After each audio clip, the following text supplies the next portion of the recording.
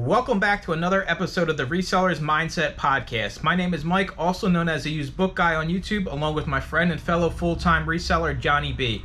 We help people start and grow their reselling businesses from the ground up. We also have a weekly Zoom call and private Discord for all YouTube members. Head on over to youtube.com/usedbookguy to join the channel and gain access to the full-length podcast, Zoom call, and private Discord today. Let's get into this week's episode. What is up, everyone? Welcome to the first episode of the Resellers Mindset Podcast. I'm Mike. I'm a full-time media seller on Amazon and eBay. I'm here with Johnny B. He is also full-time on Amazon and eBay. Today's first episode, since it's the first episode, right, it's only fitting that we basically start from the beginning here. So the topic's going to be where to start when it comes to selling on eBay and Amazon. So I'm more seasoned in eBay. Johnny B, he's a lot more seasoned. Wait, no, I already got it wrong, right?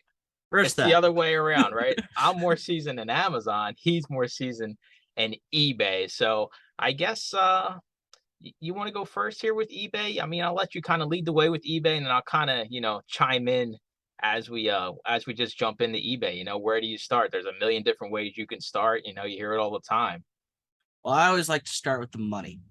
First thing you're going to want to do is you want to set up your own business account at whatever financial institution you deem fit. Because mixing your personal money with your business money, though you can do it, you're going to save yourself a lot of headache, especially come tax season if you separated them out. And again, with evolving the money, I would also go ahead and set yourself up your PayPal account if you don't already have it, and link it to your bank account. That way you can funnel money a lot easier. And if you decide to pay for your stamps on eBay, you can attach a card to PayPal, which will then eat into the credit card you want to use or the debit card you want to use. So then you can sign up for a PayPal account. But first, I would stick your fingers on the money.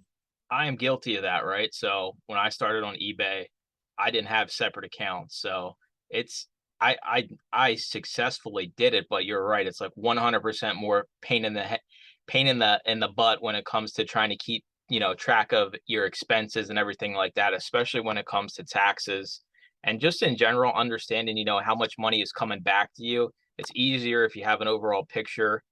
If you have a separate account, so you exactly can see. Now I have Citizens Bank, that's my bank. So I have my main account and then I have my reselling account. So I know exactly what's going in. I basically call it my eBay card, right? It's my eBay account, my eBay card. And that makes everything a lot easier just to track. You see how much you're getting back out of it. And it just makes everything easier. And I think that's a good thing to hit on right off the beginning is you want to be set up for success from the beginning, right? An extra bank account, it's not going to cost you nothing. You can walk into your bank where you have your normal checking savings account and they'll open up another account for you. It's not like there's a rolling fee or anything, at least with my bank in my experience. It might be different. Mine's a little bit different. I do get a $10 a month fee for a business account. Unless I spend $1,000 or more, that fee gets waived for the month. But I live in a small town, so it's the small bank. I'm sure larger banks, they don't do that nonsense, or they may have something similar. I don't know. I don't live in a bigger city to experiment with that, but that's just my experience. Well, and you can write off that $10, $20, whatever it is a month. It's a write-off. It's a business account expense, 100%. So I mean, that's just less than taxes you're going to pay. But I think that's good, kind of to start out on the right track, right? Have everything separate from, maybe people are doing this part-time. And they're like, you have your paycheck from your job. You want to have that separate from your, your side hustle, especially with the new, tax rules where if you make $600, you're going to get a 1099 and you're going to have to prove your expenses. So if you're reselling, you're going to make $600 in a year. I promise you, no matter how lazy you are and how little you do, $600 can just be one item you find at a thrift store and sell. I mean, that's just the way it works. So I think that's good to start out, right? You have a separate account, you kind of can work from there, but you start out on the right track with your expenses. And so I mean, I guess that kind of leads us into do you need money to start selling on eBay and Amazon? It's a loaded question, by the way, because I have an answer. My answer would be no. You don't need to, but you could go faster, I guess would be my counter argument with some money, but you don't need it. You can still go to the library to use the computer. You even take the public transportation, but or well, no, walk, bicycle. There you go. You can do 100% free. Public library and a bicycle. There you go. So Walk. the thing I was going to hit on was you really don't need any money because you can sell all the stuff you got laying around your house that you don't use anymore, right? Or, maybe you have three jackets and, you don't need three Coach jackets or, North Face pullovers. Sell two of them. So I think that's somewhere where more people need to start, right? Because we all have too much stuff at the end of the day, right? I can admit to it. I got, tubs full of collectibles sitting under the bed that, if I had to start back from nothing, or if I ever hit, rock bottom and I had to, come up with rent, that's stuff you would sell, right? So, it's not a necessity in life. So I would say, I agree. If you want to go fast, you need capital, but if you want to go smart and kind of see what you can turn nothing into, you don't need any money to start. You're going to need that account.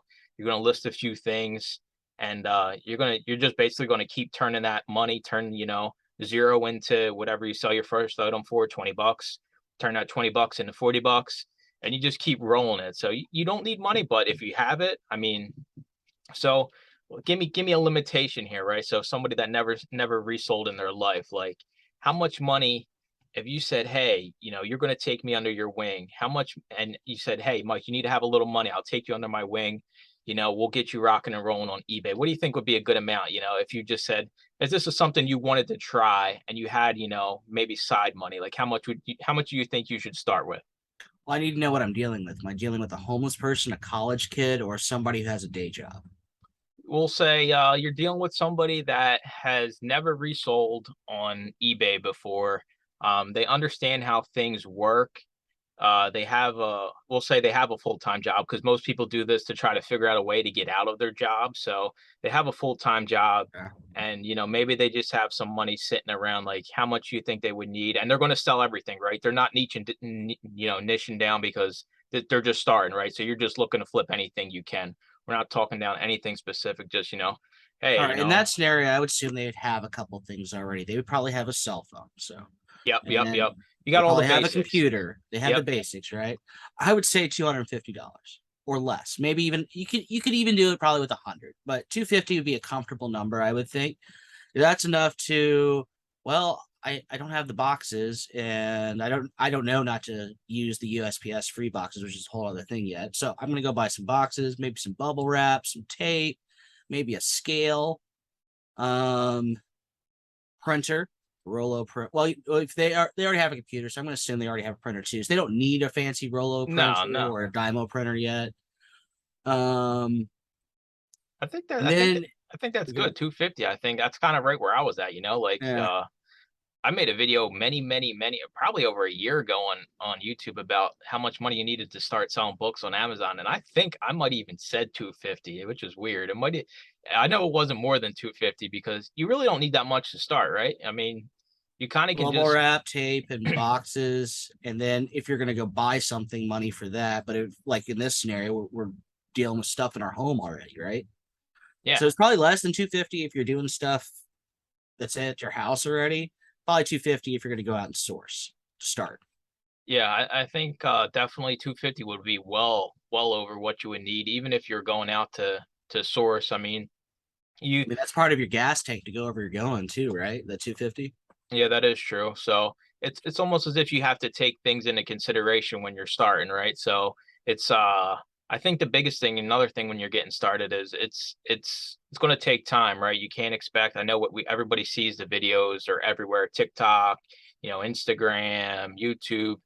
People basically, they walk into any store and they come out with a cart full of stuff and, all of a sudden they're rich. So you have to realize it's different here. So a lot of the stuff you see is Amazon related. eBay's kind of a different beast, right? So just a little bit of diving into eBay. So everybody's, when you sign up for eBay, you have like stores, right? So you can sign up for different eBay stores. It's basically like you know more about stores than I do. I personally don't have an eBay store on my account, and I list one item every day.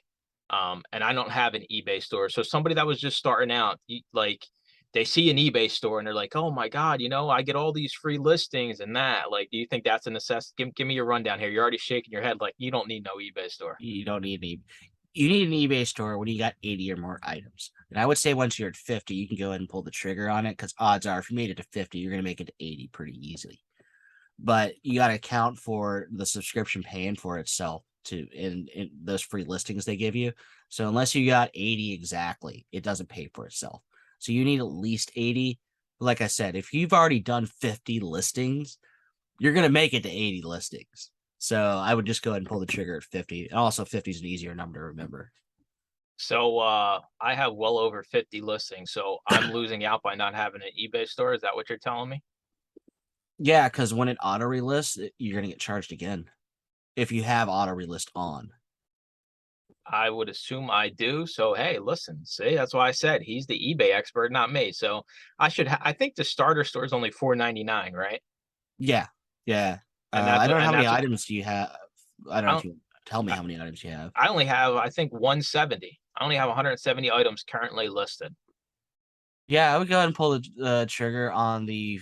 You could do the $5, but I don't know what your eBay plans are. You could go ahead at the number you said, the 180. You could theoretically go to the next tier up. And I would stay at that tier for a while. And when you start out on eBay, right, they kind of limit of how much you can sell in a month and how many items you can list because you're a new seller, correct?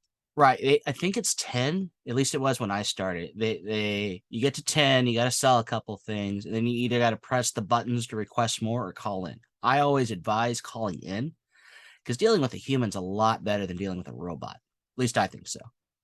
And eBay does have actual support where you can actually speak to another human being, unlike maybe the other platform we're going to talk about a little bit later, right?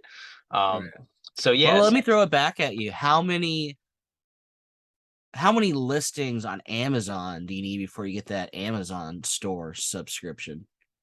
I all right. So this is a good topic because I actually thought about this today before the call, right? So I always said like you really don't need a pro account right away, right? Because you're not making no sales. But believe it or not, I had changed my opinion today after a little bit of soul searching and thinking about it. Is that you can't even be in the process of becoming buy box eligible until you have a professional account. Oh, that's a game changer. Okay. Okay. Yes, Nico the cat is here, Big causing special guest trouble. star. There we go. Yeah, it's getting close to their feeding time, so they're swarming. But yeah, so No, that that, kind that's of that's a perfect point. Like, if my goal is to be buy box eligible, let's just get it going, right? Okay. yeah, yeah. So with eBay, you're going to need your basic supplies, like you said, your tape, your boxes, your poly bags, stuff like that. Yeah. So the cost is really minimal, right? And a lot of people even go to stores and get boxes for free. And there's different ways you could be cheap starting out. That'll change as you grow your business. But the the entry to eBay is there really is no entry, right? You can sign up today. We can go create a new account today. You want to fill out your basic stuff. You want to have a picture. eBay is heavily driven by feedback from purchases you make and sales you make. So that has a lot to do with the account. It also does on Amazon, but eBay, it's more frequent, right? eBay is pushing this feedback every single transaction. So you want to make sure starting out that you're doing things the right way, right? You want to pack something, the way you would expect to receive a package, right? We're not packing stuff in frosted flake boxes or Quaker oat tins or anything like that. We want to have at least some kind of usable packaging. I'm not saying everything has to be new. Personally, I use a lot of my Amazon boxes that I get from returns to pack up books and everything like that for eBay. So I do reuse supplies, and I know it's kind of like I don't know, reusing supplies now is like it's like a touchy subject, right? So like you're shaking your head, yeah. You're shaking your head like, what do you mean? Yeah, Captain Planet, recycle, man. I agree, but it's become like one of those things like where people almost expect like a new, their used item in a new box, right? Because most of the stuff you sell on eBay is going to be used. So and that's another thing, right? With eBay, I'd be curious to see how much maybe maybe you have a roundabout. What percentage of items sold on eBay are actually used versus new? Ooh. I would say a vast majority are used. I mean, It would have been different years ago when the store chains didn't come into eBay, because there are legit store chains like Nike and Reebok. They got an eBay account. But I would say today it's still primarily used items. But even before then, like 80% used items, to be honest. So we were talking about, kind of niching down and kind of figuring out what works best for you. I'm heavily into books. You're the same way with the media. But starting out, I don't think it's as important, and I almost would, kind of be against being so super niche down starting out because it kind of takes a lot of the excitement out of starting a reselling business, right? So when I walk into a thrift store, I'm looking for media, right? And everything else is kind of my blinders are on. I don't even care if there's, a pair of Nike sneaks sitting over there or Like, anything well, like what's in the that. glass counter? Yeah, yeah, yeah. So like I think starting out not being niche down is good. Like, yeah, there's a certain point, right, where you have to niche down because it becomes too much. But I think starting out, just kind of, seeing what you can flip for $1 is the way to go because that's where all the excitement is. That's why people even want to start doing this because just the thought of walking in and, finding a vintage shirt for, $3 and selling it for 150, like that's the thrill of the game, right? And kind of when you're looking for everything, that's how you find your niche, right? That's As I kind of was like, gonna say, the second bullet point is you don't know what you like yet. yeah. I didn't know I would be gung ho about books. Books are heavy, by the way, but I like listing books a heck of a lot better than I do like listing clothing. I can tell you that. Oh yeah. And I I guess the biggest appeal to me, right? This is gonna make me sound so greedy, is that I like books because the ROI is just through the roof, right? I mean, we can make so many mistakes even buying stuff. Like I could go out for a whole month and buy stuff that won't sell and it will not really affect my bottom line at the end of the day. Maybe it'll be 400, $500 versus if we were in a different niche, it could be, $5,000. So I think that's good, right? You don't even know what you like doing, right? Or what interests you in the selling world. It's not necessarily what you like, it's like what interests you, right? I'm not a big reader. Yeah, I sell, thousands and thousands of books a year, and I maybe read 5 books a year, right? So it's not that books interest me.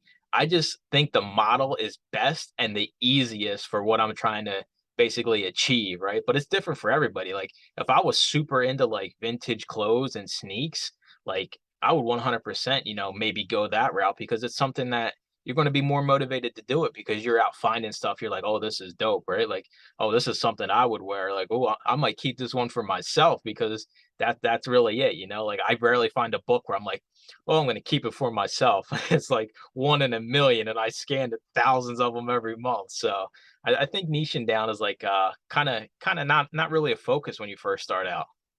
I'll tell you what I really enjoy about books. This is going to make me sound super, super creepy, and we're never going to get any subscribers again. But I love reading the notes that people stick in there or what they write inside the inside cover, the dedications and stuff. Because I guarantee you, especially if I get it from a estate sale, odds are that person has passed on. Besides me and the mortician, I'm the last person to get any idea of what kind of person this was. And I don't know, I feel kind of honored or privileged when I get to have those small little moments, especially if it's something long and written, like it cost me $5, but this is so interesting, whatever. But no, That's I do like that aspect of it. I mean, it's it. not every time I see that stuff, but every once in a while, I'm like, okay, this is why I It's do it. A this. little bit of why I do it. I mean, this is like a perfect segue, right? People are going to think this is like stage now, right? Because on that topic, I was out this week and I seen a Narcotics Anonymous book, right? Yeah, It's kind of like the Alcoholic Anonymous books. Some of the older editions can go for big lots and money. lots of money.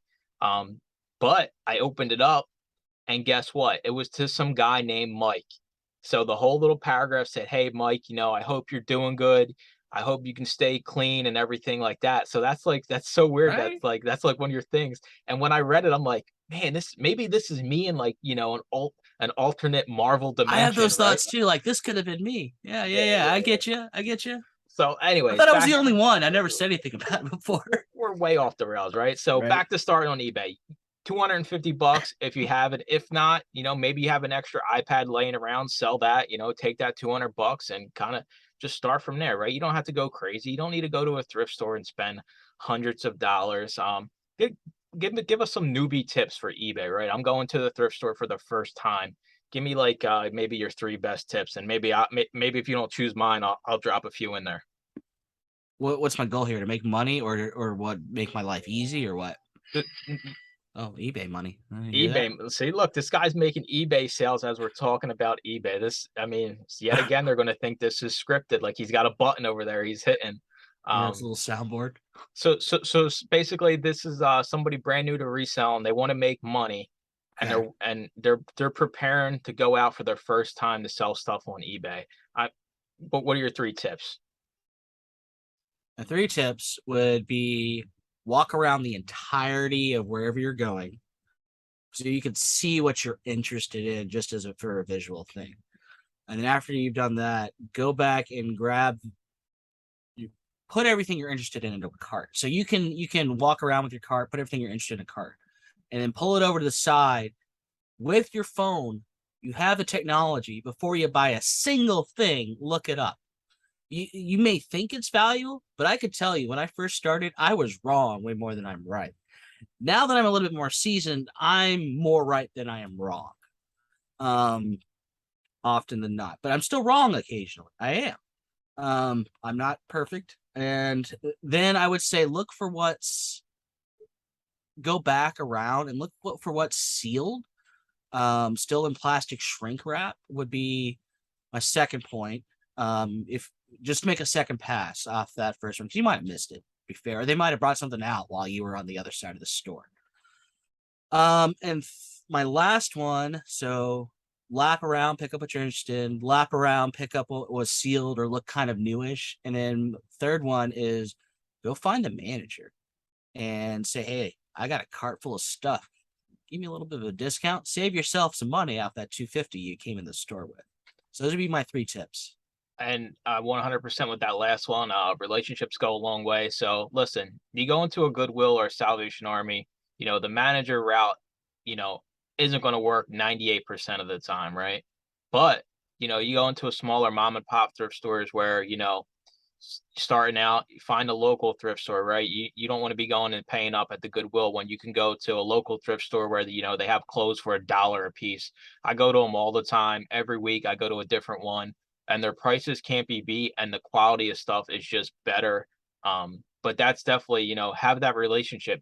Yeah, this is your first time out there, but if this is something you continue with, imagine if you have that relationship, like, hey, you're the vintage tea person, you're the sneaker girl, and now when they get sneakers in, they know, hey, let me text or call you and let you know we have sneakers in, and we'll let you take a look at them before they get out. So Do not get mad at them when they say no. You may not have a discount because they may say no, like Mike was saying, 9 out of 10 times, but time number 10, they cut you a deal and you're going to be better for it.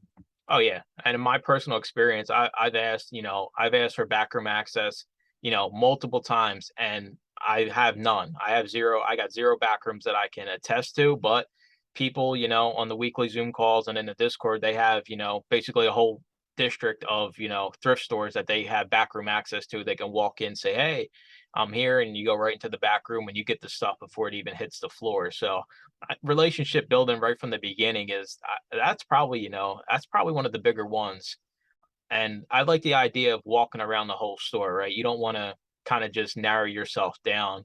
Sure, right? If I go in and I'm brand new, you know just being a guy, I'm really not interested in going to look at the women's skirts, but maybe I go down that aisle and say, hey, I know, Coach, Lululemon, and some bigger brands, so if you see that Louis tag. Vuitton, look at that. Yeah. Exactly. So we all kind of know what the bigger hit brands are, right? So you don't have to necessarily be, a woman to, look at skirts and flip, women's shoes or anything like that, and vice versa, right? You don't gotta be a man to, know, different things like, basketball sneakers for men or something like that. So I think that's a good point, and I think the one thing you hit on is download the eBay app on your phone. It's a necessity, right? I mean, the second you decide you're doing this, download the eBay app. It's free. Um, and when you're It's your looking number things, one tool. It's a computer in your pocket. Use it. So like one of the biggest pet peeves, right, is when people are out garage selling and they say, "Hey, Johnny, you want this for $5, but I seen on eBay somebody selling it for $300." So you combat that by anybody can price anything for any price on eBay, right? We could be selling the same thing, me and you. I'm priced at 10, you're priced at 10,000. So I people sell them when every day. exactly. So when people when you hear that, people aren't looking at the sold listings, right? The sold listings is the most important thing when you got a cart full of stuff that you're looking up before you buy it, in my opinion, because you want to make sure the stuff is selling. We're not going to buy stuff that has no sold comps and 50 of them are listed. If there's more than 2 or 3 listed and there's no sold comps, I personally, for me, I'm not touching it. With media, it's a little different because there's a lot of long tail items that will take time. But if you're just starting out, you want to be turning your money a little bit quicker. So you want to be looking for stuff that actually has a sell through on it, and find out that ratio that works best for you. Go ahead. You look like you got I'm something. going to pick on you a little bit. Let's say Pick on you me. were a new reseller and somebody offered you a box full of 50 books. They're all by Nora Roberts. You did not know about Nora Roberts yet. Would you buy it? It depends on the price. $50, 50 books, written by Nora Roberts. Do I get to look it up on eBay? No, you don't. I would. You would buy it? Okay. I probably Now, would my because point being is me and Mike now know if we had took the time to look it up, not to buy it. yeah, but starting out, you would think, what's the worst that can happen here, right? You All got right, it's a 50, deal. 50 bucks, $50. same It's a good author, deal. right? So, like worst comes to worst, Right. maybe it's a set, maybe we can lot them up. But in actuality, Nora Roberts ain't worth its weight, in aluminum foil. So it's definitely. Yeah, with the technology, I would then know to pass if I was new. But knowing what I know now, I would avoid it like the plague. No offense, Nora Roberts, if you're watching this, please subscribe. And with the eBay app, you can scan barcodes, right? So Johnny was talking about grabbing everything that's new. You can filter by condition. They kind of, it's foolproof, right? You can go in and search for anything, cheapest price, ending soonest. Personally, I'm not a big fan of auctions on eBay, but that's a little bit more in depth because you're just starting out, right? So you're just looking for the basics here. But you want to look everything up before you buy. You're not buying your cart of stuff and then looking it up while you're, 3 days from now when you decide to list it. You want to make sure what you're buying is going to sell and you're going to make money on it, which brings you into the next thing of so what's the baseline for fees, right? Give me a roundabout of how much you're going to a percentage for fees you're going to pay on eBay with any sale. What is it, like 13? As far no, no, it's much higher than that now. It's 14 and change percent. And that's if you don't promote it. So Which you're add in whatever percent there. I say you're going to take home about half, maybe 60% of what you're going to sell it for. so there you go. So that's kind of a good reference point because different things you find, you know, and different price points. The more expensive stuff, if you're going to spend 50, you want to probably make at least, I would probably say minimum $25 on it. For me, I'm a lot more greedy with ROI because I sell media and it's a lot higher. But I understand people that pay for, more desirable, higher price items and the ROI is a lot less, but you want to make sure you're just taking that, for we'll say 15% into consideration when you're looking at a sold item, right? So you want to make sure after fees and everything, you're still going to make money. You don't want to be breaking even or even losing money because a lot of people do that because they just think, you see that sale number, that's how much you get. That's, that you got to take your fees, your shipping, all that, all the back end stuff out of that, your time. You got to value your time as well because that's kind of, people forget about that. Your time is the most valuable thing we have. So I think starting out on eBay, we kind of covered it, right? So you want to, basically have the app. You don't need any money, but if you were to start, maybe 250 bucks, sell stuff around your house, um, and just be willing to sell anything, right? Walk in a thrift store, look at everything, stuff that interests you, looks different, look it up. You can look anything up on eBay. Um, I'd be surprised if you can walk in a thrift store and if something has a name on it and you look it up, I'd be surprised if you could find more than 10 items that just don't show up on eBay. Literally everything is listed on eBay that you can think of in a thrift store. I mean, every single brand, every weird knickknack from any place in the world you can probably look up. And I'm not sure how fond you are of the eBay take a picture and it looks for items that have that same picture, right? So you can scan the barcode or you can take a picture of the item I've used it. It's not perfect, right? It's like you're taking a picture of something, so you're gonna have the background in it and everything. But I have had it work for me where it was just some weird, little figurine on the shelf, and I took a picture of it, and it'll pop up. At least you'll see the same kind of items, so you have some kind of reference point. Right. And if you're trying to do Amazon, eBay at the same time, I would pick one. First of all, I'd pick one, master one before moving to the other. Doesn't matter which one you go with because you're a reseller at the end of the day. But that being aside, if you do decide to do both at the same time, look them up on both apps. There's some stuff that's more valuable on Amazon than it is on eBay. And the other way around, there's some stuff on eBay that's way more value than it'll ever be on Amazon. Yep, I agree. All right, so I mean that's your basic with eBay, right? You can start with nothing and build it up from there. So now we're going to switch gears into the mighty beast of Amazon. That's like everybody, eBay is a lot more work than Amazon, no matter how you look at it. But that's not necessarily a bad thing, right? Because there's a market and there's a customer on each platform. So starting out on Amazon, we kind of hit on it a little bit. So you have to create an account. Now, this isn't like eBay, right? You can't just sign up today and start selling today. Amazon, you used to be able to do that. When I signed up, 4 or 5 years ago, you could sign up and start selling right away. But now, as a new seller, there's a lot of more hoops they make you kind of jump through, right? Thanks for listening to another episode of the Resellers Mindset Podcast. Today's full episode and all previous episodes are available to all YouTube members, along with the weekly Zoom call and private Discord. Head on over to youtube.com/theUsedBookGuy and consider joining for as little as $2.99 a month.